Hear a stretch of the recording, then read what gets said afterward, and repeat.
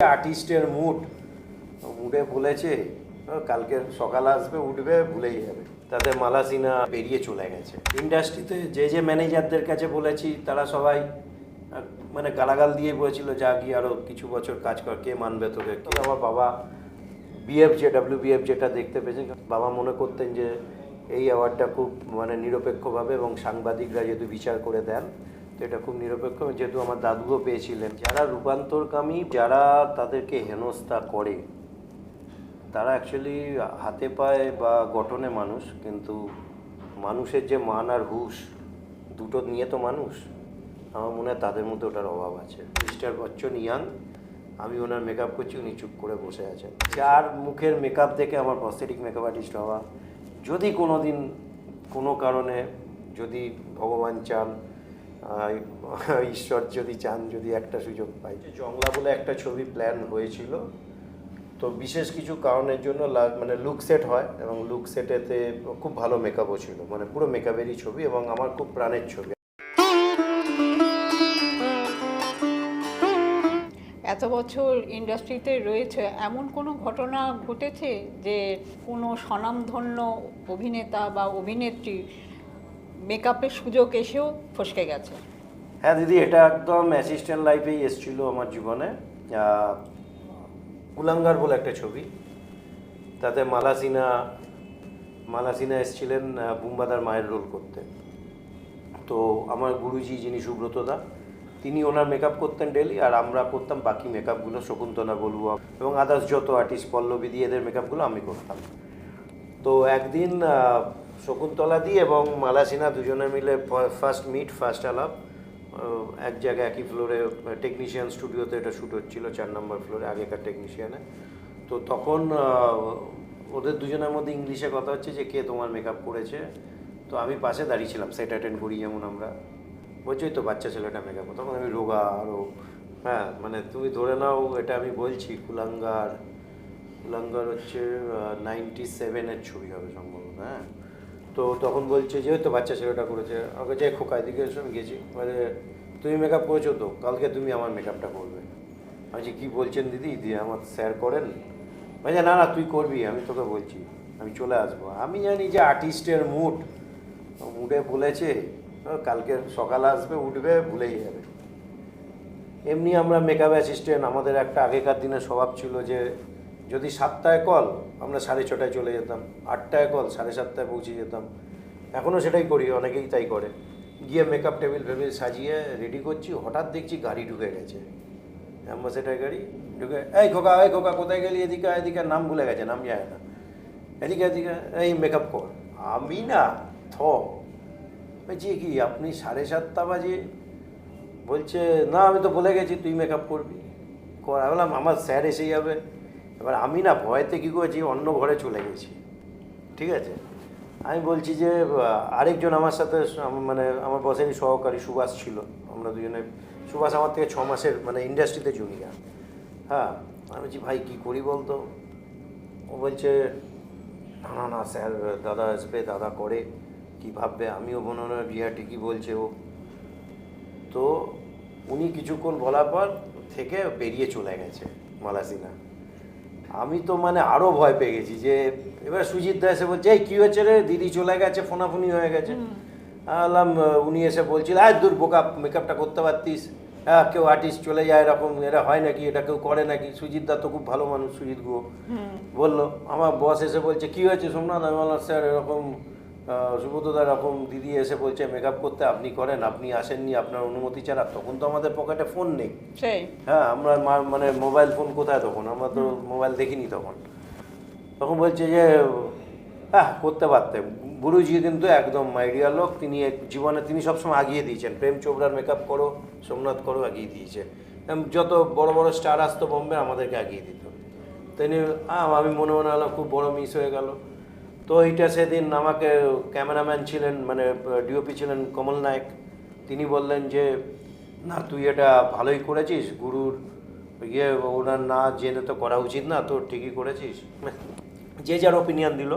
তো আমার গুরুজি বললেন যে করতে পারতে। তো আমার গুরুজির ওপিনিয়ন ছিল করার জন্য। ওটাই একটা আফসোস যে ওনার মতো একজন বড় স্টার তার মেকআপটা করা হলো না, উনি এসেছিলেন না, একটা সুযোগ দিচ্ছিলেন, এই আর কি, এটা একটা আফসোস তো আছে। আর প্রেম চোপড়ার মেকআপ করার প্রেম অভিজ্ঞতা? চোপড়া তো করেছি। প্রেম চোপড়া প্রথমে বম্বের লোকজন এসেছিল, তারপরে আর ওরা কেউ আসেনি, তো আমরাই মেকআপ করতাম। তো তিনি আমার দুটো কথা বলেছিলেন। একদিন আমি নিজেই খুব বোকার মতো ওনাকে বলেছিলাম, ওনার উইগ লাগানো, গোপ লাগানো, তো শ্যুটটা একটু দেরিতে শুরু হচ্ছে, মেকআপ করা, মেকআপ रूम में बसे हैं, सर आप थोड़ा लेट जाइए। क्या बोलता है बेटा, लेट जाए तू, मेकअप आर्टिस्ट होकर बोलता है मैं लेट जाएगा तो मेरा बाल खराब हो जाएगा, तेरे को 2 बार करना पड़ेगा। आराम हराम है बेटा, एकदम याद रखना, आराम हराम है। তো ভগবানের আশীর্বাদে আজ অবধি আমি এটা মনে করি যে আরাম হারাম হয়, সত্যিকারের আরাম কাজের সময় আমি মনে করি না, কাজের সময় কাজ। আর একটা কথা বলেছিল যে কবি জিন্দগি মে পিছে মত দেখনা, পিছে কো ইয়াদ রাখো, পিছে ঘুমকে মত দেখো। কিছুই না, একটা 4 তলার ওপর শ্যুট হচ্ছিল একটা বাড়িতে, আমাদের NT1-এর পেছন দিকেরই একটা বাড়িতে। তো ওই বাড়িতে কোনো লিফট নেই, বয়স্ক মানুষ তো, তখনই বোধ হয় 70-72, আর মেকআপটাও বয়স্ক, হ্যাঁ। তো খুব কষ্ট করে উঠছে, আর আমি বারবার দেখছি পেছন দিকে যে ঠিক মতো উঠতে পারছে কি না। আমাকে বলছে পিছে क्यों देख रहा है तू, बार बार तू गिर जाएगा, पीछे मत देख, कभी पीछे मत देख, पीछे को याद रखना लेकिन पीछे मत देखना, चलो ऊपर जब उठ रहा हो ऊपर ऊपर की तरफ देखो। তো it was a big lesson for me. আমি সত্যিকারের পেছন মানে জীবনে যা যা পেয়েছি, এই যে আজকে প্রীতম চৌধুরী, লালুদার নাম বললাম, ও আমাকে ফার্স্ট সুযোগ দিয়েছিল। তার আগে যতজন ইন্ডাস্ট্রিতে যে যে ম্যানেজারদের কাছে বলেছি, তারা সবাই মানে গালাগাল দিয়ে বলেছিল যা গিয়ে আরও কিছু বছর কাজ কর, কে মানবে তোকে, কে মানে চেহারা যেহেতু রোগা। তো ও কখন আমাকে বলেনি, ও বলেছিল, আমি বলছিলাম দাদা একটা সুযোগ দিন, ওই একবারই একজনকেই বলেছিলাম। তারপর টাচুট আজও অবধি ভগবানের আশীর্বাদে কাউকে বলিনি আমাকে একটা কাজ দাও। সব কাজ করার মাধ্যমে আরেকটা কাজের মাধ্যমে কাজ আসে, এখন অবধি ভগবানকে বলতে হয়নি, মানে ভগবানের আশীর্বাদে।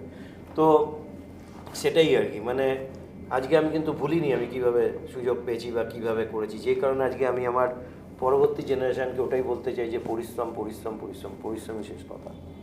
পরিশ্রম করো, একদিন তোমাকে যদি কেউ ওপরবেলা থাকে, ভালো মানুষ থাকে, কেউ না কেউ তোমাকে সুযোগ দেবেই দেবে। সেই সময়টার জন্য তোমাকে ধৈর্য ধরে থাকতে হবে। এটা সেটা অনেক দিন হতে পারে। আজকে আমি 30 বছর কাজ করার পর মানে 28 বছরের বেলা একটা জাতীয় পুরস্কার স্বীকৃতি পেয়েছি। তার আগে আমার কাজ করা 4-5টা ছবি ন্যাশনাল অ্যাওয়ার্ড পেয়েছে। 2000-এতে প্রহর বলে একটা ছবি আমার মেকআপ করা ছিল, ওটাও ন্যাশনাল অ্যাওয়ার্ড পেয়েছিল। কিন্তু আমি জাস্ট আমার লক্ষ্যে ঠিক ছিলাম যে মন দিয়ে কাজ করব, ঠিক টাইম মতো যেটা পাওয়ার হবে, আর যেটা হওয়ার না হবে না। এত বছর ইন্ডাস্ট্রিতে আছো, কোনো ক্ষোভ বা দুঃখ কিংবা আক্ষেপ কিছু আছে? না, আমার ক্ষোভ কিছু নেই। যা মানে একটা জিনিস, সেটা হচ্ছে কিছু কিছু ভালো মানুষদের সুযোগ পেয়েছি কাজ করার সান্নিধ্য, তারা খুব শিগগিরই চলে গেছেন। মিন্ময় চক্রবর্তী বলে খুব বড় একজন এডিটর কাম ডিরেক্টর ছিলেন, যিনি মৃণাল সেনের এডিট করতেন। খুব বড় মেকআপ আর্টিস্ট ছিলেন আমাদের, আমি যার সাথে আমার গুরুদেব সুব্রত দাকে, আমি ওনার সাথে 3-3.5 বছরের পর নিজে চিফ হয়ে যাই। উনি 15 সালে চলে গেলেন। আমার ক্ষোভ হচ্ছে আমার বাবা 16 সালে চলে গেলেন। মানে এরা কেউই আমার এই জাতীয় পুরস্কারের যে স্বীকৃতিটা বা এটা কেউ দেখতে পায় না। তবে আমার বাবা WBF যেটা দেখতে পেয়েছেন, কারণ আমার বাবা খুব মানতেন, যে বাবা মনে করতেন যে এই অ্যাওয়ার্ডটা খুব মানে নিরপেক্ষভাবে, এবং সাংবাদিকরা যেহেতু বিচার করে দেন, তো এটা খুব নিরপেক্ষ, যেহেতু আমার দাদুও পেয়েছিলেন, তো সেই জন্য আমার বাবার কাছে এই অ্যাওয়ার্ডটা, এবং এই বাবা আমার এই অ্যাওয়ার্ডটা দেখে গেছেন। কিন্তু এরপর এবং আরেকটা অ্যাওয়ার্ড দেখে গেছেন, সেটা আমি 15 সালে উত্তম কুমারের ইয়েতে বিশেষ সম্মান পেয়েছিলাম আমাদের পশ্চিমবঙ্গ সরকারের থেকে। কিন্তু পরবর্তী যে জাতীয় পুরস্কার বা উত্তম অ্যাওয়ার্ড, যে আরেকবার আমাকে মহানায়ক সম্মান দেওয়া হয়েছে আমাদের রাজ্য সরকারের তরফ থেকে বা ভারত সরকারের তরফ থেকে, যে অ্যাওয়ার্ডগুলো, সেগুলো বাবা দেখতে পাননি। এটা আমার একটা ক্ষোভ, এটাই মানে আক্ষেপ আর কি। যদি উনি দেখতে পেতেন, উনি খুব আনন্দ পেতেন। যদিও মা দেখলেন, মা বেঁচে আছেন, এটাই একটা আনন্দের ব্যাপার। ইন্ডাস্ট্রিতে একজন সিনিয়র মেকআপ আর্টিস্ট হিসেবে জানতে চাইছি যে শোনা যায় যে এখন অনেক রূপান্তরকামী বা সমকামী মানুষ মেকআপ আর্টিস্ট হিসেবে কাজ করছেন, কখনো কখনো তাদের হেনস্থার খবর পাওয়া যায় বা কটাক্ষ সহ্য করতে হয়। তা এ ব্যাপারে তুমি কি বলবে? এ ব্যাপারে আমি বলবো, যারা তাদেরকে হেনস্থা করে তারা অ্যাকচুয়ালি হাতে পায়ে বা গঠনে মানুষ, কিন্তু মানুষের যে মান আর হুঁশ দুটো নিয়ে তো মানুষ। আমার মনে হয় তাদের মধ্যে ওটার অভাব আছে। যারা রূপান্তরকামী বা ট্রান্সজেন্ডার বলি বা থার্ড জেন্ডার বলি, যাই বলি, যেভাবেই বলি তাদেরকে সম্বোধন করি, শিল্পী সত্তা যদি কারোর মধ্যে থেকে থাকে তাহলে তার কাজ করার চিরকালের, মানে কি বলবো, তার কাজ করার অধিকার আছে, অধিকারের প্রশ্ন এটা।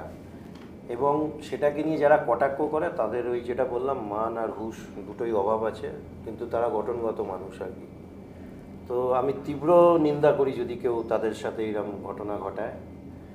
আর একটা কথা বলি, আমি নিজে এটা ইয়ে করে দেখেছি, কারণ এটা তো দেখুন একটা অসুখ, এটা একটা জিনের অসুখ বলতে পারো, বা এটা একটা হরমোনাল প্রবলেম বলতে পারো, যে কারণে মানুষের মধ্যে এই বিক্রিয়াগুলো ঘটে এবং মানুষের মধ্যে একটা স্বাভাবিকতার মানে আমরা বৈষম্য দেখতে পাই, যে কারণে আমরা এদেরকে এইভাবে বলি। বা কারোর মনটা হচ্ছে মেয়েদের মতো, বা কারোর শরীরটা ছেলেদের মতো মনটা মেয়েদের মতো, বা কারোর মনটা হচ্ছে ছেলেদের মতো শরীরটা মেয়েদের মতো, এটা টোটালটাই হচ্ছে এটা একটা অসুখ, মানে এটা জেন্ডারগত বা এটা হচ্ছে হরমোনাল প্রবলেম।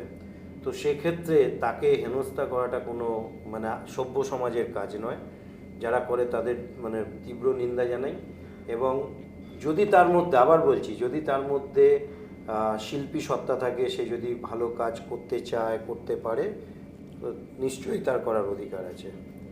এবং আমি যেটা বলছিলাম আবার, যে আমি পরখ করে দেখেছি যারা অতি সুন্দর সাধারণ, মানে যারা খুব সাধারণভাবে মানুষ, তাদের থেকেও এদের মধ্যে এদের হাতের কাজ, এদের শিল্পী সত্তা বোধ অসাধারণ অনেকের মধ্যে। মানে আমাদের ইন্ডাস্ট্রিতে কয়েকজন আছে আমি দেখেছি, এবং কিছু ফ্রেন্ড আমার সাথে আছে ফেসবুকে, যারা নামগুলো আমি বলছি না বিকজ তারা কিভাবে নেবে এটাকে, কিন্তু প্রত্যেকে অসাধারণ কাজ করে। তাদের যে হাতের কলকা আঁকা, তাদের যে চুল করার যে ডিজাইন, যে ভাবনা চিন্তা, বেস মেকআপ করা, যে মানে একজন নর্মাল মানুষ যে নিজেকে মেকআপ আর্টিস্ট বলে প্রতিপন্ন করেছে, তার থেকেও এদের কিন্তু এই ভগবান একটা এক্সট্রা ক্ষমতা দিয়ে রেখেছে আমার মনে হয়, যেহেতু একটা দিকে ভগবান তাদেরকে কমজোরি রেখেছে কোনো একটা কারণে। তো সেই জন্য আমার মনে হয় যে এই হেনস্থাটা দয়া করে আপনারা কেউই করবেন না, যারা এই হেনস্থা করেন বা মজা নেন, কারণ অন্যকে কষ্ট দিয়ে আমার মনে হয় নিজে ভালো থাকা যায় না। এটা আমার মত। সোমনাথ, তোমার পরিবারের তো তুমি তৃতীয় প্রজন্মের মানুষ যে টলিউড ইন্ডাস্ট্রির সঙ্গে যুক্ত। তোমার ছেলেকেও এই ইন্ডাস্ট্রির সঙ্গে যুক্ত করতে চাইছো, বা সেও কি আগ্রহী? দিদি, আমি কখনোই ফোর্সফুলি কিছু করতে রাজি নই, বিকজ অফ আমার ছেলে নাও হি ইজ 18+। ওর নিজস্ব একটা বোধ বুদ্ধি এসছে এবং ও পড়াশোনা নিয়ে ও যেটা দেখেছে, ও বেসিক্যালি ইন্ডাস্ট্রিতে আসতে চায় না। তার কারণ হচ্ছে যখন কোভিড গেছে, কোভিডের সময় 16 বছর বা 15 বছর বয়স ছিল, ও দেখেছে যে সমগ্র ইন্ডাস্ট্রি ঘুমিয়ে পড়েছে। বিনোদন ইন্ডাস্ট্রি যখন সবাই জেগেছে, তারও 9-10 মাস পরে বিনোদন ইন্ডাস্ট্রি জেগেছে, কারণ বিনোদন হচ্ছে মানুষের শেষ মানে অস্ত্র বা শেষের দিক আর কি। যেটা আগে বেঁচে থাকার জন্য রুটি কাপড়া চাই, মোকান চাই, সবই চাই, কিন্তু বিনোদনটা পরে হলেও চলবে। ও সেটা কিন্তু ও রিয়ালাইজ করেছে। ও আমাকে বলেছে, পাপা আমি এই ইন্ডাস্ট্রিতে আসতে চাই না, আমি আমার মতো করে পড়াশোনা করো। মেডিকেল ও দেখেছে, গ্রোসারি আর মেডিকেল এই দুটো দিকই হচ্ছে একমাত্র বাঁচিয়ে রেখেছিল কোভিডকালে। সেই জন্য ওর মধ্যে চেতনা জেগেছে যে ও মেডিকেল ইন্ডাস্ট্রির ওপর করবে এবং চেষ্টা করছে, পড়াশোনা করছে।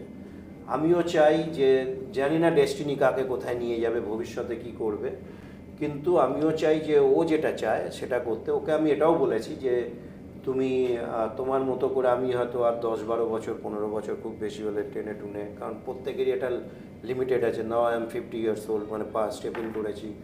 তো সেই ক্ষেত্রে ও ও মানে ওকেও একটা টাইম দেওয়া আছে যে তোমাকে এই টাইমের মধ্যে নিজেকে স্ট্যান্ড হতে হবে। আর তুমি আমার একটাই ছেলে, একটাই সন্তান আমরা নিয়েছি, যে কারণে যে আমাদের ক্ষমতা অনুসারে, তো সেক্ষেত্রে তোমাকে সেই জায়গাতে দাঁড়াতে হবে। তো সেই দিকে চেষ্টা, এবং আমি হ্যাপি যে আমার ছেলে ওর মতো করেই বাঁচতে চায়, আমিও সেটা দিতে পারলে হ্যাপি হব। আমার ছেলে ইন্ডাস্ট্রিতে আসতে চায় না।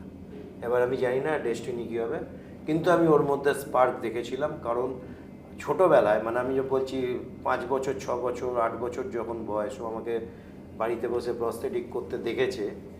এবং দিদি তুমি ভাবতে পারবে না, যে মেটেরিয়ালগুলো, ও ইংলিশ মিডিয়ামে পড়া যেত, যে মেটেরিয়ালগুলোর নাম লেখা, ওর নামগুলো পড়ে পড়ে নিজের মাথায় নিয়ে নিয়েছে। ও দেখে নিয়েছে ওইটুকানির মধ্যে একবার 2 ঘন্টা 3 ঘন্টা বা কখনো 10 মিনিট 15 মিনিটের জন্য এসে কোন মেটেরিয়ালে কী ইউজ হচ্ছে এটাও শিখে গেছিলো।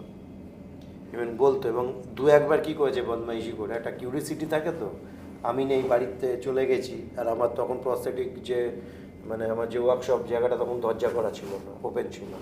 একদিন ওপরে উঠে গিয়ে মেটেরিয়াল টু মেটেরিয়াল মিক্স করে তোমার ইয়ের মধ্যে ঢেলে যে প্রসেস আছে ওই প্রসেস করে দিয়েছে। প্রপার হয়নি, মোটা করে ফেলেছে, কিন্তু জিনিসটাও করে ফেলেছে। মানে ও যদি এবারে একটুখানি তালিম পেয়ে যায় যে এটার সাথে এটাকে আর একটু কম দাও, আর একটু পরিমাণ কম দাও, প্রেশারটা বেশি দাও, তাহলে ও কিন্তু বানিয়ে ফেলতে পারবে।